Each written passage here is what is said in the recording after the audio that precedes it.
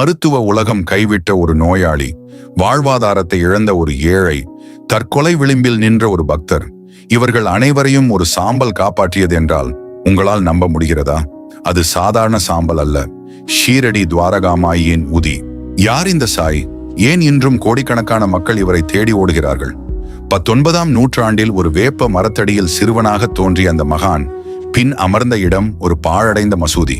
அதற்கு அவர் வைத்த பெயர் துவாரகாமாயி, அதாவது அனைவரையும் அரவணைக்கும் தாய். அங்கு அவர் ஒரு அக்னி குண்டத்தை ஏற்றினார். 100 ஆண்டுகளை கடந்தும் இன்றும் அணையாமல் எரியும் அந்த துனி நம் கர்ம வினைகளை எரிக்கும் அடையாளமாக திகழ்கிறது. அங்கிருந்து கிடைக்கும் முதிதான் பக்தர்களின் சகல நோய்களையும் தீர்க்கும் சஞ்சீவி. பாபா ஒருபோதும் பெரிய தத்துவங்களை சொல்லவில்லை. அவர் கேட்டது 2 காசுகள் தான். ஒன்று ஸ்ரத்தை, நம்பிக்கை, இன்னொன்று சபூரி, பொறுமை. என்மேல் பாரத்தை போடு, நான் உன்னை சுமப்பேன் என்றார் பாபா. இந்துவா முஸ்லிமா என்ற பேதங்களை கடந்து சப்கா மாலிக் ஏக், அதாவது கடவுள் ஒருவனே என்று முழங்கியவர்.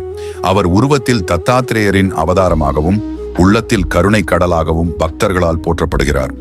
1918 பாபா மகா சமாதி அடைந்த போது சொன்னார், என் உடல் மறைந்தாலும் என் சமாதி உங்களுடன் பேசும். இன்றும் ஷீரடிக்கு செல்பவர்கள் அந்த அதிர்வை உணர முடியும். தூரங்களை கடந்து 7 கடல்களை கடந்து தன்னை நோக்கி வரும் பக்தர்களை காந்தம் போல இருக்கிறார் பாபா. உங்கள் வீட்டில் ஒருவராக, உங்கள் கஷ்டத்தில் தோள் கொடுக்கும் தோழனாக அவர் இன்றும் சூட்சுமமாக வாழ்ந்து கொண்டிருக்கிறார். உங்களுக்கு ஒரு வழி தெரியவில்லையா? பாபாவிடம் விட்டுவிடுங்கள், அவர் பார்த்துக் கொள்வார். இந்த வீடியோ உங்களை வந்தடைந்திருக்கிறது என்றால் பாபா உங்களுடன் ஏதோ பேச நினைக்கிறார் என்று அர்த்தம். நம்பிக்கையோடு கமெண்டில் ஓம் சாய்ராம் என்று சொல்லுங்கள். உங்கள் வாழ்வில் அதிசயம் நிகழட்டும். இப்பதிவு பிடித்திருந்தால் லைக், ஷேர் மற்றும் சப்ஸ்கிரைப் செய்ய மறவாதீர்கள். நன்றி.